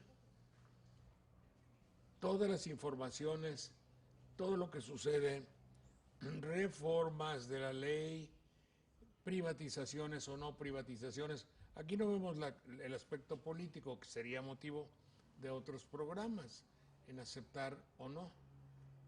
Aquí lo que interesa para nuestra sopa de letras es qué significa toda esa jerga, es decir, todo ese conjunto de palabras que tienen que ver con lo económico. ¿Tienen alguna palabra de las que se usan? Yo, por ejemplo, he oído que se habla de la inflación, de la deflación, de la inflación. En fin, veamos términos así que tengan que ver y que nos ayuden a comprender mejor ese lenguaje económico. Adelante, jóvenes, quien sea ustedes. Sí, inflación en una forma muy resumida sería el incremento de los precios, y ya los economistas le agregan incremento de precios que se sostiene durante una temporada X para determinarla así. Es la pérdida, pues, del poder adquisitivo de una moneda ante los bienes o los servicios que se pueden adquirir con ella. Pero ahora tendrías que explicarme, querido Manuel, ¿qué es el poder adquisitivo? Sí, es la capacidad que tiene una representación de valor como el dinero para adquirir con él o con ella objetos, servicios, bienes y lo que esté en el mercado. Entonces, es más o menos la explicación, diríamos. Don Jorge, en el terreno de la enseñanza, cuando se está hablando a los alumnos sobre esto de las cuestiones económicas y financieras, recuerdo que hay un dibujo que es muy claro, que se les da a conocer a los alumnos para que conozcan, para que comprendan lo que es la inflación, y es el ser humano que está metido en una burbuja, y conforme el poder adquisitivo de esta persona se va mermando, esta persona en su condición física se empequeñece, que está metido en la burbuja, y la burbuja lo va atrapando cada vez más. Esa es la inflación. ¿Y la deflación? Sería, al contrario, una baja de los precios, marcada también durante un periodo que los economistas establecen entre 6 meses y un año, en términos promedio, y vendría a ser el concepto contrario. Es una baja de precios, por lo tanto es un aumento de la capacidad de compra que tengan las monedas. Esto puede ser, por ejemplo, originado por el aumento en la oferta. Lo han hecho algunos países, por ejemplo, para manipular el precio del café, o para manipular el precio del petróleo, o de algún otro bien o de algún otro servicio. Es decir, no siempre es natural ni corresponde a un proceso espontáneo, sino que los mercados, que es un ente así a veces un poco etéreo, pero muy identificable en Wall Street y en otras partes del mundo, mueven en ocasiones las cosas de modo que haya inflación o haya deflación a conveniencia. Bueno, sería especulación. Sí, hay especulación. Don Jorge, la inflación se puede explicar, decía Manuel, no como un fenómeno natural, sino un fenómeno social. Se vio mucho en España, cuando vienen los españoles a América, empiezan a llevarse oro, porque es el metal que ellos estaban buscando y que los motivó también a hacer esta expedición. Lo llevan el oro a España y de repente el valor de la moneda española empieza a caer, y ese fenómeno no lo conocían ellos como tal, la inflación. Usted va a recordar seguramente, y a todos los que nos estén viendo les debe de haber pasado. Yo recuerdo que cuando iba a la primaria me daban una cantidad de dinero que me alcanzaba perfectamente para comprar pues mi bebida, mi comida y el dulce incluso hasta el final, ¿no? Las estampas que luego yo quería comprar. Y hoy si queríamos comprar lo mismo con la misma cantidad de dinero, no nos alcanza. Eso es lo que mencionaba Manuel con la capacidad del poder adquisitivo de una moneda. Y lo normal es de que los precios vayan incrementando porque la cantidad de los bienes va disminuyendo. En ocasiones se infla la demanda, en ocasiones se infla el precio, de ahí viene esa analogía de decir que se infla o que crece a partir de muchas otras cosas. Y en México, Jorge, esto se mide con un término que se ha utilizado mucho y que a veces nosotros confundimos, que es la canasta básica. Entonces, no, se mide con el índice. El índice nacional de precios al consumidor, sí. Y dentro del índice existe un subíndice que se le llama canasta básica. El Índice Nacional de Precios al Consumidor incluye casi 3,000 productos que incluyen condones, incluye también pastillas anticonceptivas, incluye cerveza, porque los mexicanos consumen cerveza, incluye cigarros, incluye refrescos, incluye También. evidentemente refrescos. Y lo que menciona muy bien Armando es que existe un subíndice que dicen, a ver, ¿qué es lo mínimo que se necesita para poder consumir? Que se le llama canasta básica. En esa canasta básica viene el tomate, la lechuga, la carne, viene la televisión, viene el cine, viene el transporte, por ejemplo, vienen los taxis, en la Ciudad de México, evidentemente el metro, y dependiendo de cada lugar o cada región, el Instituto Nacional de Estadística, Geografía e Informática de Estadística y Geografía toma los precios en ocasiones hasta 5 veces al día, dependiendo de dónde los tome. A veces los toma en Walmart, a veces los toma en un changarro, a veces los toma en el mercado y va comparando si los precios van subiendo o van bajando. Así es como le detectaron lo de la inflación pues al huevo, al tomate en su momento. Y esas son medidas que se van tomando para corregir o dejar, como decía usted al principio, a libre mercado, que se ajuste solo. Jorge, la palabra. Total que es toda una enseñanza del mundo económico que generalmente el pueblo ya nada más tiene como, dirías tú, Manuel, recipiendario.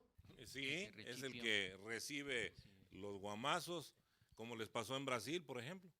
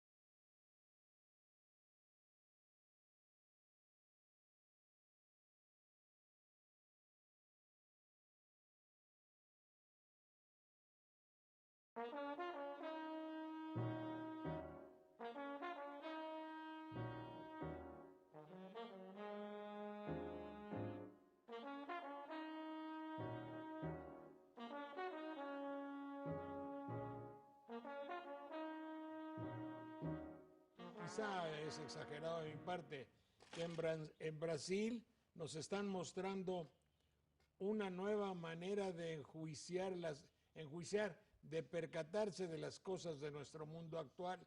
Es como un nuevo lenguaje, es como una nueva manera de reaccionar, ¿no les parece? Sí, digamos que allá se echó de ver, aunque el padecimiento está generalizado no solo en Brasil, sino en muchos países de América Latina, incluido México.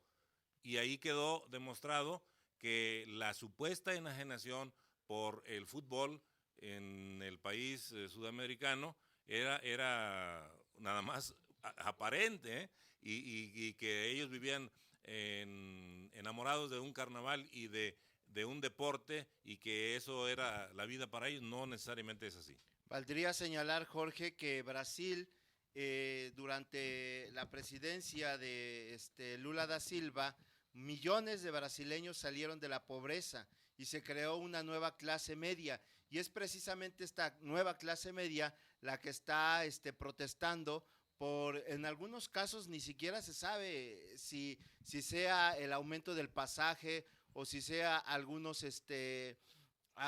leyes que se están promulgando, que se van a promulgar, sino que en realidad hay un descontento que se origina precisamente de esa misma clase media. Pero también, don Jorge, también lo que hay que considerar es que al quedar el mundo de manera unipolar, es decir, con un solo polo de desarrollo, teniendo a Estados Unidos de Norteamérica a la cabeza, los movimientos sociales que se han estado dando, como en este caso en Brasil, son la otra cara de la moneda, es la parte alternativa en la cual también se fincan las esperanzas sobre las presiones que pueden ejercer para que cambien de manera favorable y significativa las cosas, en este caso a nivel económico y financiero, para beneficio del mayor número posible de la población o de las poblaciones. En el caso de México, lo que debemos tomar en cuenta es que ese proceso inflacionario no nos ha dejado estoy recordando desde el régimen de Echeverría. Hasta antes del régimen de Echeverría se estuvo todavía controlando lo que se le llamaba el desarrollo estabilizador, pero desde el régimen de Echeverría y recrudecido con la llegada de Miguel de la Madrid hasta estos momentos en el México neoliberal, el proceso inflacionario ha ido mermando cada vez más el poder adquisitivo de nosotros como ciudadanos, y la pobreza se ha ido hasta el grado extremo. Ahora, ¿qué es lo que se tiene que señalar, lo que se tiene que puntualizar fuertemente? Es que han llegado, en esa visión neoliberal, han llegado hasta posiciones dogmáticas en el que muchos de los mandatarios, incluyendo mandatarios mexicanos como Ernesto Zedillo, neoliberal, que decía, fuera de una receta neoliberal, no encuentro otra como alternativa de solución. Y eso es una posición dogmática y es altamente preocupante. Pero no funcionó. No. No, Jorge, la palabra inflar proviene también del verbo latino flo, flas, flare, significa soplar o inflar, que a su vez hay una derivación también de flatus, flatus, que significa soplo. En filosofía, por allí en lógica, cuando se dicen muchas palabras vacías, ¿verdad? Dicen flatus vocis, o sea, no tiene significado aquello, simplemente es un soplo de la voz, una apariencia. Está bien, esa no la sabía yo, eso está muy bien. Pero en eso de la inflación y de la deflación, yo digo, por lo visto no ha funcionado la mecánica que tenemos desde hace tiempo, puesto que las recientes informaciones nos dicen que un 50% de nuestra población sufre de la pobreza. Y entonces eso es un fracaso del régimen económico que gobierna el mundo, del sistema económico. No ha funcionado que no solamente se tendría que considerar la pobreza, sino la pobreza extrema, y hay un término desde el ámbito económico y financiero que se tendría que incorporar también, que es lo que ha sucedido en ese proceso de inflación tan fuerte y en la merma del poder adquisitivo de los mexicanos, pues ha ido conformando una especie de sobrevivencia de generaciones perdidas. Yo quisiera mencionar, Jorge, que quizá más que por cuestión económica, por una cuestión de gobierno, esto tiene que ver sobre todo por elementos culturales. Después de la Segunda Guerra Mundial, la economía alemana vivió una inflación del 10,000%. Le tocó llegar a una situación económica que por sí solos no iban a poder salir.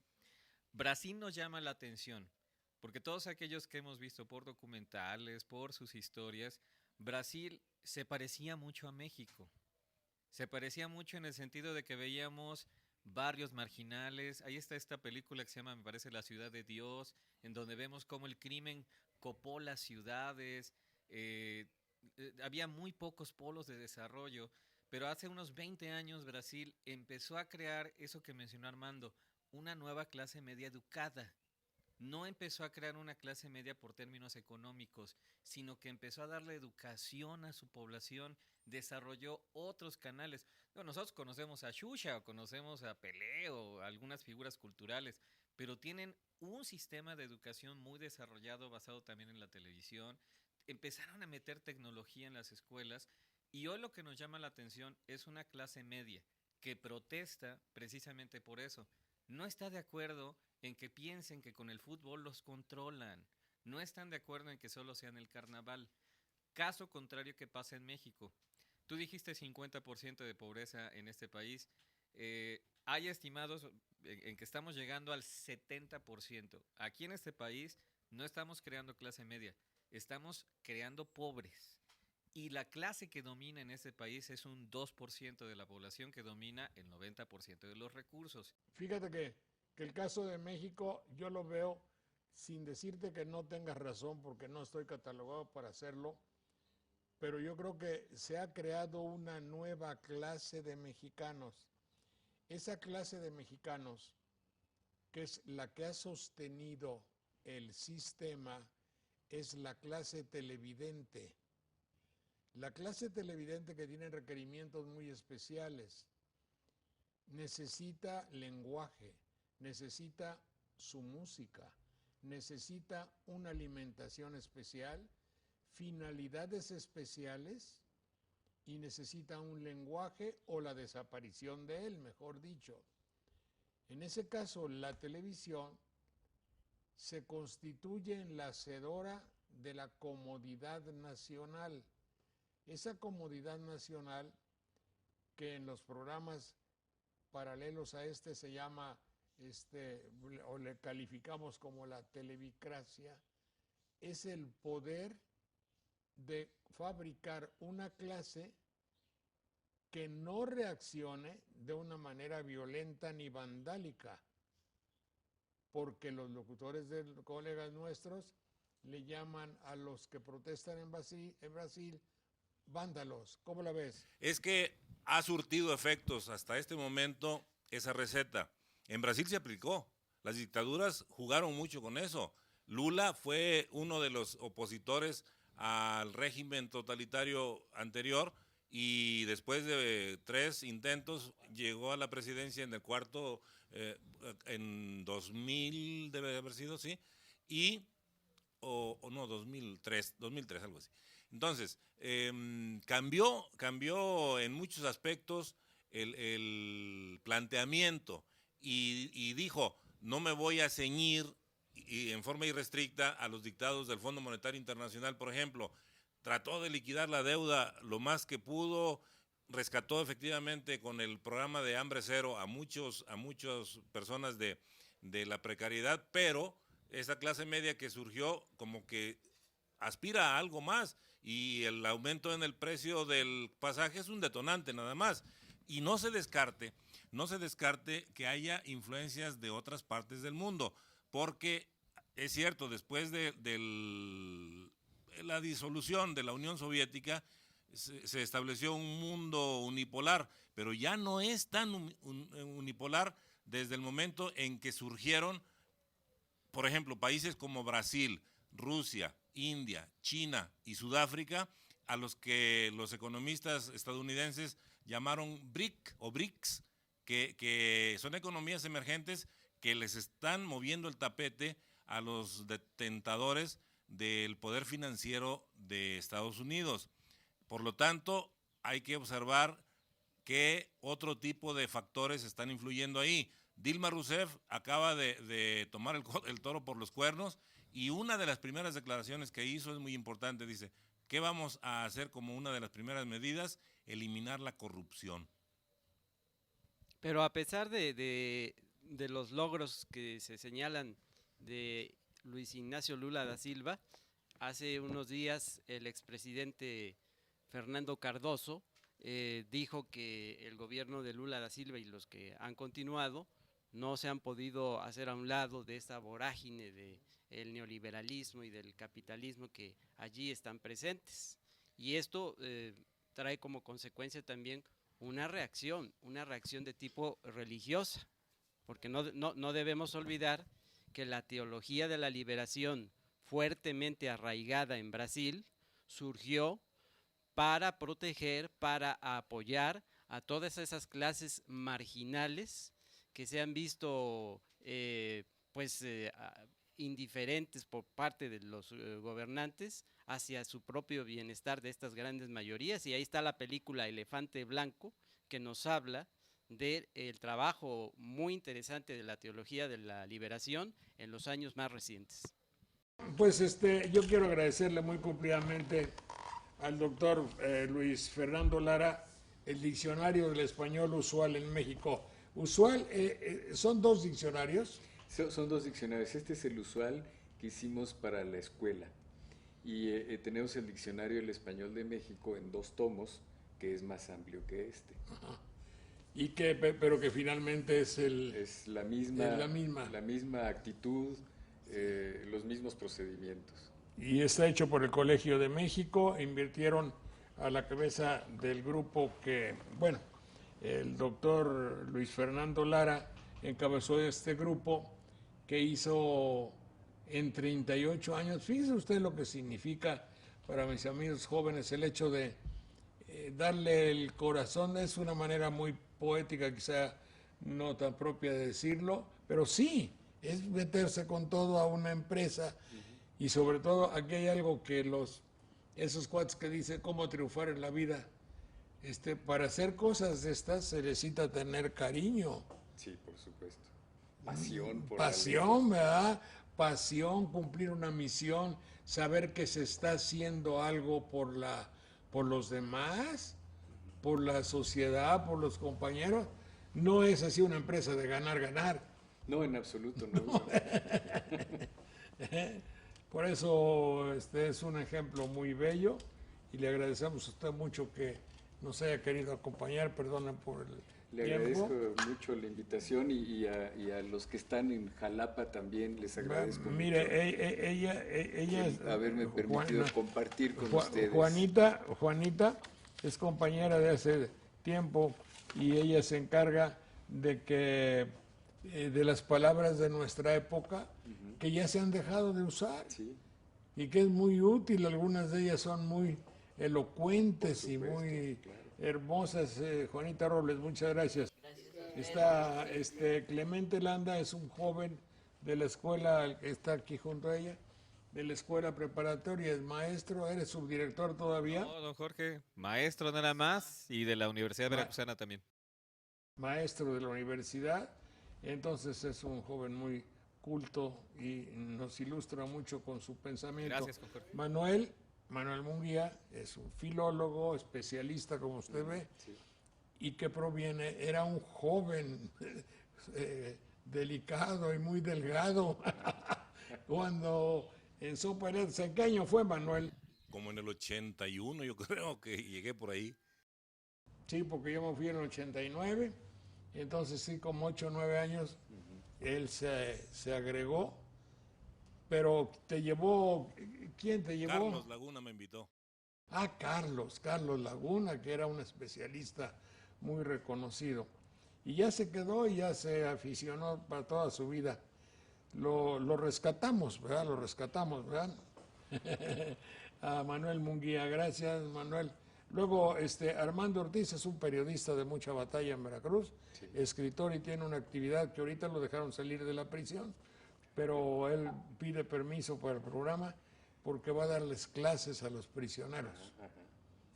Y va a enseñarles literatura. Saludos, Jorge. Y mi queridísimo representante del Vaticano en Veracruz, Monseñor Daniel Méndez Vivanco, que está junto a... está José Eliud García. Eres maestro de latín, ¿verdad, Eliud? Así es. Y ¿En el de seminario o en la filosofía universidad? También. ¿En el seminario también? Sí, y en la UB. Bueno, ahí Don está Jorge, cubierta la mucho parte gusto, latina. mucho gusto, don Jorge. Y como decía Daniel Méndez Vivanco, que es un especialista en doctrina de la Iglesia, en el Vaticano, es vaticanólogo. Jorge, mucho Y gusto en entonces- saludarlo y saludo con respeto a su invitado. Gracias. Igualmente. Gracias, son ustedes muy amables. Bueno, quiero agradecerles muy cumplidamente al equipo de allá de Televisión de Veracruz, Radio Televisión de Veracruz, al Centro Cultural y Social Veracruzano de México, a la Florería Detalles de doña Ana María Bordonev en Murillo Vidal número 710. Son ustedes muy amables y muchas gracias. Este diccionario estará de venta, supongo, en todas las librerías, y es un diccionario del español en México, hecho por el Colegio de México y dirigido por el doctor Luis Fernando Lara, a quien le agradecemos su presencia. Gracias, doctor. Muy amable. Muchas gracias.